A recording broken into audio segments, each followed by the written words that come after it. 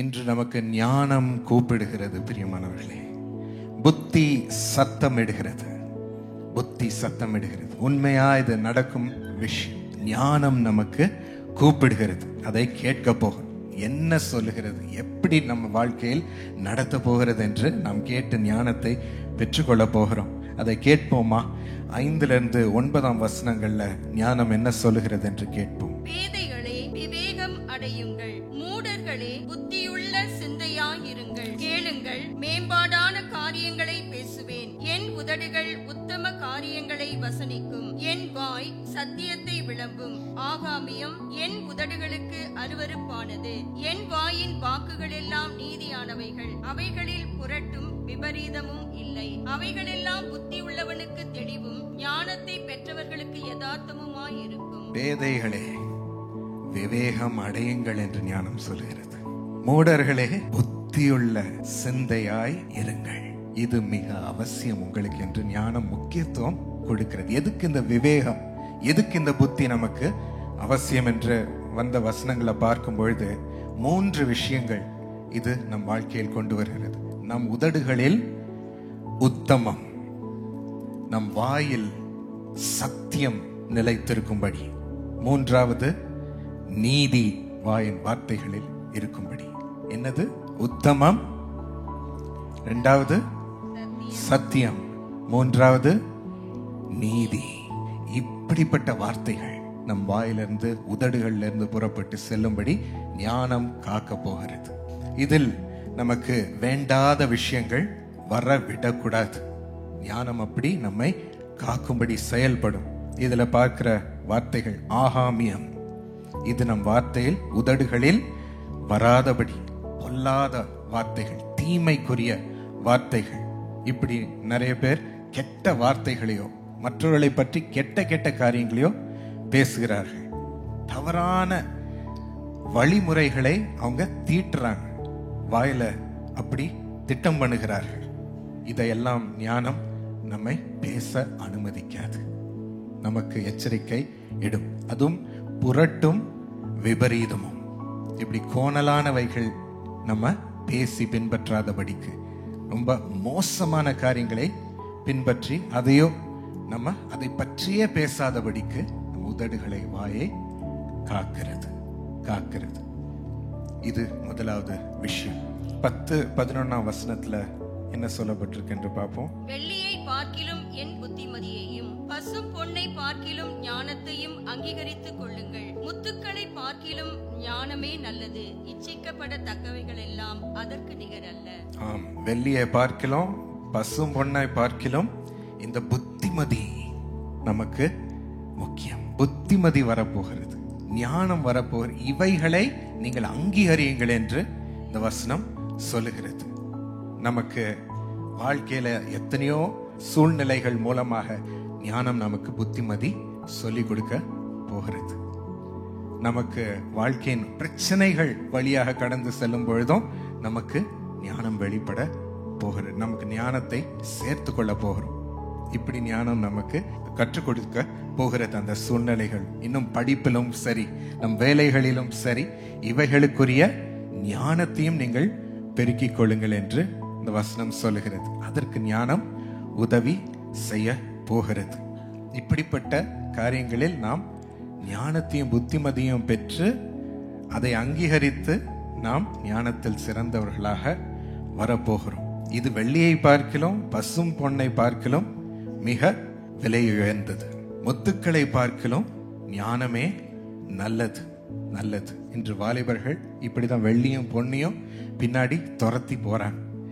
அதுலதான் அவங்க வாழ்க்கை, பணத்தின் மீது அவர்கள் வாழ்க்கையை கட்டுகிறார்கள். ஆனா அது நிலையானதல்ல. இன்று இருக்கும் 2 தங்கம் நம்ம பெற்றுக்கொள்ளலாம், இவ்வளவு பணத்தை நாம் பெருக்கிக் கொள்ளலாம். ஆனா நாளைக்கு அது மறைந்து போக கூட கூடும். அதுதான் உலகம். ஆனா யார் ஒருவன் புத்திமதியும் ஞானத்தையும் இப்படிப்பட்ட சூழ்நிலைகள்ல பெருக்கிக் கொள்ளுகிறானோ அவனே உயர்ந்திருப்பான். அப்படி நான் அந்த ட்ராக்ல நடத்துவேன், அதை பெருக்கிக்கொள், என்னிடமிருந்து பெற்றுக்கொள் என்று ஞானம் சொல்லுகிறது. 12-14 வசனம். ஞானமாகிய ஞானமாகிய நான் விவேகத்தோடே வாசம் பண்ணி நல் புத்தியான அறிவுகளை கண்டடைகிறேன். தீமையை வெறுப்பதே கர்த்தருக்கு பயப்படும் பயம். பெருமையையும் அகந்தையையும் தீய வழியையும் புரட்டு வாயையும் நான் வெறுக்கிறேன். ஆலோசனையும் மெய் ஞானமும் என்னுடையவைகள். நானே புத்தி வல்லமை என்னுடையது. இந்த ஞானமாகிய நான் விவேகத்தோட வாசம் பண்ணி நல் யுக்தியான அறிவுகளை கண்டடைகிறேன். நமக்கு நல்ல அறியும்படி, ஒவ்வொரு சூழ்நிலையிலையும் என்ன செய்யணும் என்று அறிந்து கொள்ளும்படி நமக்கு நல் யுக்தியான அறிவுகளை ஞானம் கொண்டு வந்து கொடுக்கிறது. அது எதுக்கு தேவைன்னா, தீமையான காரியத்தை பின்பற்றாமல் இருக்க வாலிபர்கள், விசேஷமாக சிறுவர்களை காத்து கொள்ளும்படி ஞானம் நமக்கு உதவி செய்கிறது. அதற்கு கர்த்தருக்கு பயப்படும் பயத்தை 13ஆம் வசனத்துல கொண்டு வருகிறத பார்க்கிறோம். தீமையை வெறுக்க வைக்கிறதற்கு கர்த்தருக்கு பயப்படுகிற பயத்தை ஞானம் கொண்டு வந்து, எனக்கு பெருமை பிடிக்காது, அகந்தை பிடிக்காது, தீய வழி பிடிக்காது, புரட்டு வாயை எனக்கு பிடிக்காது. இப்படிப்பட்ட காரியங்கள் உங்கள் வழிமுறைகளில் கெட்ட பழக்க வழக்கங்களாக இருக்கக்கூடாது என்று ஞானம் நம்மை அறிவுரை சொல்லி நம்மை காக்கும்படியும் செயல்படு. அதுக்கு என்ன பண்ணுது? கர்த்தருக்கு பயப்படும் பயத்தை நம் வாழ்க்கையில் கொண்டு வருகிறது. நாம் இதை காரியத்தை செய்வதற்கே நடுங்க வைக்கும். இந்த ஞானத்தை பெறும் பொழுது இந்த காரியத்தில் ஈடுபடுவதற்கே நம்மை நடுங்க வைக்கும். இன்று வாலிபர்கள் அவர்கள் போதைப் பொருட்கள் அடிமையாகி, குடிப்பழக்கத்திற்கு அடிமையாகி, இன்னும் அவங்க பெண்களை துரத்தி அப்படிப்பட்ட உறவுகளில் இச்சையாக ஈடுபடணும் என்றெல்லாம் சொல்லி அவர்கள் வாழ்க்கையை வாழ்ந்து அவங்க வாழ்க்கையின் வழியே இழந்துடுறாங்க. அதுக்குரிய ஆசை, வாழ்க்கையை நான் இப்படி மேலாக நான் கொண்டு சென்று நடத்தணும் என்ற ஒரு நோக்கமே போயிருது. நோக்கமெல்லாம் இந்த இச்சையான பொருட்களும் தவறான வழிமுறைகளில் வாழும்படி அவங்க கவனம் போயிருது. வாழ்க்கை நாசமாது. இதுல இருந்து தான் ஞானம் நம்மை காத்து கொள்ளும்படி, விசேஷமாக பிள்ளைகளை காத்து கொள்ளும்படி நான் பாதுகாத்துக் கொள்வேன். அதற்கு தான் ஞானத்தின் ஆவி ஆண்டவர் நம் மீது ஊற்றப் போகிறார். கர்த்தருக்கு பயப்படும் பயம் வரப்போகிறது. தவறான காரியங்களில் ஈடுபடுவதற்கு நாம் பயந்து, இந்த வசனம் சொல்லுகிறது, தீமையை வெறுப்பதே கர்த்தருக்கு பயப்படும் பயம். இந்த பயம் வரும்பொழுது தீமையை வெறுக்கிறோம். நம் உள்ளம் மாறுகிறது, அடிமைத்தனத்தில் விடுபெறுகிறோம். இந்த காரியங்களை வெறுக்க ஆரம்பிக்கிறோம். நீதியான காரியங்களே பின்பற்றுகிறோம்.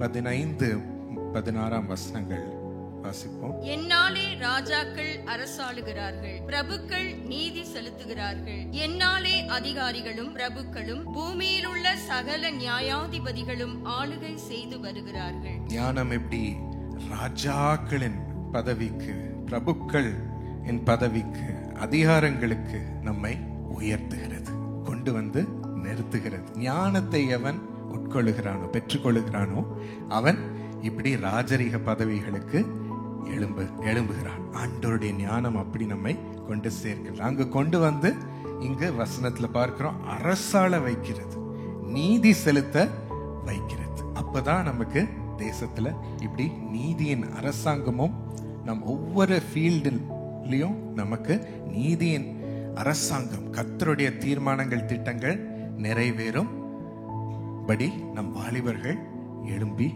அங்கு அரசாழ்வார்கள். ஆண்டோடைய ஞானம் அவள் மூலம் செயல்படும். இதற்கும் நம்ம ஜெபிக்க போறோம். இப்படிப்பட்ட மேலான இடங்களில் எங்கள் பிள்ளைகளை, வாலிபர்களை உயர்த்தி அரசாள வையும். அதற்கு ஆண்டவரே ஞானத்தை ஊற்றும் அப்பா என்று கேட்க போகிறோம். 17-18 வசனம். என்னை சிநேகிக்கிறவர்களை நான் சிநேகிக்கிறேன், அதிகாலையில் என்னை தேடுகிறவர்கள் என்னை கண்டடைவார்கள். ஐஸ்வர்யமும் கனமும் நிலையான பொருளும் நீதியும் என்னிடத்தில் உண்டு. பொன்னையும் தங்கத்தையும் பார்க்கிலும் என் பலன் நல்லது, சுத்த வெள்ளியை பார்க்கிலும் என் வருமானம் நல்லது. என்னை சிநேகிக்கிறவர்கள் மெய்ப்பொருளை சுதந்தரிக்கும்படிக்கும் அவர்களுடைய களஞ்சியங்களை நான் நிரப்பும்படிக்கும் அவர்களை நீதியின் வழியிலும் நியாய பாதைகளுக்குள்ளும் நடத்துகிறேன். இதுல 17ஆம் வசனத்துல ஞானம் சொல்லுது, என்னை சிநேகிக்கிறவர்களை நான் சிநேகிக்கிறேன், அதிகாலையில என்னை தேடுகிறவர்கள் என்னை கண்டடைவார்கள். ஞானத்தை இப்படிப்பட்டவர்கள் கண்டடைகிறார்கள். ஐஸ்வர்யம், கனம், நிலையான பொருள், நீதி, இவைகள் எல்லாம் எனக்குள்ள உண்டு. இதை தேடிட்டு நீங்க உலகத்துல அலைகிறீங்களே, கண்டடையாம போறீங்களே, இவைகளெல்லாம் எனக்குள் உண்டு. பொன்னையும் தங்கத்தையும் பார்க்கலாம் என் பலன் நல்லது, சுத்த வெள்ளியை பார்க்கலாம் என் வருமானம் நல்லது. இந்த வருமானம், இந்த பலன் கர்த்தருடைய ஆசீர்வாதமாக நம் வாழ்க்கைக்குள் ஞானத்தின் மூலம் செயல்படும் பொழுது வருகிறது. அப்படிதான் ஞானம் நம்மை நடத்தி கர்த்தரின் ஆசீர்வாதத்தை பெற்றுக்கொள்ளும்படி செய்கிறது. 20ஆம் வசனத்தில், என்னை சிநேகிக்கிறவர்கள் மெய்ப்பொருளை சுதந்திரித்து கொள்ளுவார்கள். இது நிலையான மெய்ப்பொருளாக இருக்கும். நிலையான கர்த்தரின் ஆசீர்வாதமாக நம்ம வாழ்க்கையில இறங்கும். அதை சுதந்திரித்து கொள்ளும்படி, உங்க களஞ்சியங்கள் எல்லாம் நிரம்பும்படி நான் செய்வேன் என்று ஆண்டவர் சொல்லுகிறார். நிலையான ஆண்டவருடைய ஆசீர்வாதம் மெய்ப்பொருளாய் நம் வாழ்க்கையில் சுதந்திரித்துக் கொள்ளும். களஞ்சியங்கள் நிரம்பும்படி. அதுக்கு மேல என்ன வேணும்னு சொல்லி 32 முதல் 36ஆம் வசனம் கடைசியாக பார்ப்போம். ஆதலால் பிள்ளைகளே, எனக்கு செவி கொடுங்கள். என் வழிகளை காத்து நடக்கிறவர்கள் பாக்கியவான்கள். நீங்கள் புத்தியை கேட்டு ஞானம் அடையுங்கள், அதை விட்டு விலகாதிருங்கள். என் வாசற்படியில் நித்தம் விழித்திருந்து, என் கதவு நிலையருகே காத்திருந்து, எனக்கு செவி கொடுக்கிற மனுஷன் பாக்கியவான். என்னை கண்டடைகிறவன் ஜீவனை கண்டடைகிறான், கர்த்தரிடத்தில் தயவையும் பெறுவான். எனக்கு விரோதமாய் பாவம் செய்கிறவனோ தன் ஆத்துமாவை சேதப்படுத்துகிறான். என்னை வெறுக்கிறவர்கள் யாவரும் மரணத்தை விரும்புகிறவர்கள் என்று சொல்லுகிறது. பாருங்க, ஞானம் என்ன சொல்லுது? பிள்ளைகளே, எனக்கு செவி கொடுங்கள். என் வழிகளை காத்து நடக்கிறவர்கள் பாக்கியவான்கள். நீங்கள் புத்தியை கேட்டு ஞானம் அடையுங்கள், அதை விட்டு விலகாதிருங்கள். 34ஆம் வசனத்துல, என் வாசற்படியில் நித்தம் விழித்திருந்து, என் கதவு நிலையருகே காத்திருந்து. அவ்வளோ நம்ம காத்திருக்க, ஆசையா காத்திருக்கணும்.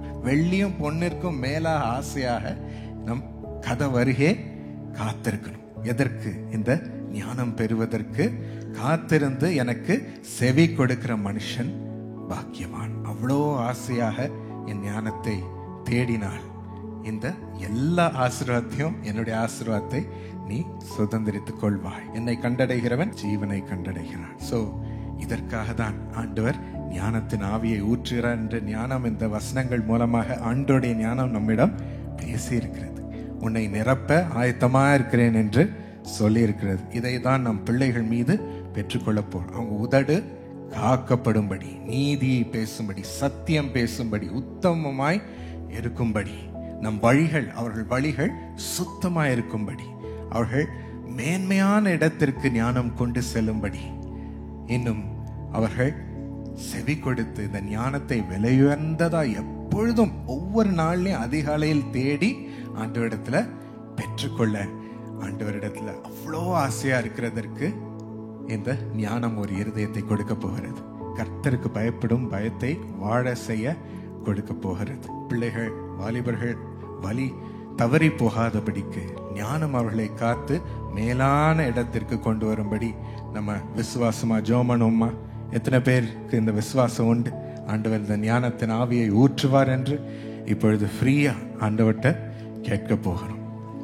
தாராளமாய் கொடுக்கும் பரமபிதா, without finding fault, he gives generously. யாக்கோபு 1:5 ஞானத்தை ஊற்றப் போகிறார், ஊற்றப் போகிறார், ஊற்றப் போகிறார். பரிசுத்த ஆவியானவர் மூலம் இந்த ஞானம் வருகிறது, வருகிறது. ஆண்டோடைய சுதந்திரமாய் நாம் பெற்றுக்கொள்கிறோம். அது ஆண்டோடைய எல்லா ஆசீர்வாதத்தின் சுதந்திரத்தையும் திறந்து விடுகிறது, நம் வாழ்க்கையில் கொட்டும்படி நம்மை நடத்துகிறது. Thank you Jesus. தீர்க்க தரிசன ஆவிய மூலமாக செவி கொடுத்து கேட்க ஆண்டவர் இந்த ஞானத்தை பெற்றுக்கொள்ள கிருபை தருகிறார். தீர்க்க தரிசன ஆவியையும் இன்று ஊற்றப் போகிறார், ஊற்றப் போகிறார். பிள்ளைகள் மீது ஊற்றப் போகிறார். ஆண்டவரிடத்துல செவி கொடுத்து ஆண்டவர் சத்தத்தை கேட்டு ஞானத்தை கேட்டு பெற்றுக்கொண்டு அவர்கள் வாழ்க்கையை ஆசீர்வாதம் பெறும்படி தீர்க்க தரிசன ஆவியை, தீர்க்க தரிசன நடக்கையை அவளுக்கு ஆண்டவர் கொடுக்கிறார். அவரோடு உறவு கொள்ளும்படி, அவர் சத்தத்தை கேட்டு நம் ஆலோசனை பெற்று காக்கப்பட்டு வாழ்க்கையில் சிறக்கும்படி ஆண்டவர் பிள்ளைகளோடு பேச போகிறார். உங்களுக்கு வேண்டும் என்றாலும் ஒவ்வொருவரும் வாயை திறந்து கேளுங்க. ஞானத்தின் ஆவியை ஆண்டவர் ஊற்றுகிறார், ஊற்றுகிறார். ஊற்றுமப்பா, ஆண்டவரே, மூடர்களாய் நாங்கள் வருகிறோம் சுவாமி. வெறுமையானவர்களாய் நாங்கள் வருகிறோம் ராஜா. ஞானம் இல்லையே எங்களுக்கு. இது இல்லாம நாங்க எப்படி வாழ்றது? பயபக்தி இல்லாம எப்படி வாழ்றது? ஆண்டவரே, நாங்கள் எப்படி சரியான வழியில் வாழுகிறது சுவாமி? சரியான வழியில் எப்படி செல்லுகிறது? சரியான விதத்தில் எப்படி வாழுகிறது? சரியான வார்த்தை எப்படி பேசுகிறது? இவைகளை எப்படி அறிந்து கொள்ளுகிறது? உம் திட்டம் தீர்மானத்தை எப்படி அறிந்து கொள்ளுகிறது? புத்திமதி யார் எங்களுக்கு சொல்லிக் கொடுப்பா? உம்முடைய ஞானத்தை அதை எங்களுக்கு கொடுக்கிறேன் என்று, அதற்கு எங்களுக்கு கொடுக்கிறேன் என்று சொல்லுகிறீரே சுவாமி. நானே உனக்கு ஆலோசனை சொல்லும்படி என் ஞானம் உனக்கு வெளிப்படும், உனக்கு கற்றுத்தரும் என்று சொல்லுகிறீரே. ஸ்தோத்திரம் அப்பா. உமக்குள் இந்த உலகத்தை உருவாக்கின ஞானம் எங்களுக்கு நீர் தருகிறேன் என்று சொல்லுகிறீரே சுவாமி. அந்த ஞானத்தை தருகிறேன் என்று சொல்லுகிறீரே. உலக தோற்றத்திற்கு முன் ஞானம் இருந்தது. ஆண்டோடைய ஞானமே எல்லாவற்றையும் உருவாக்கினது.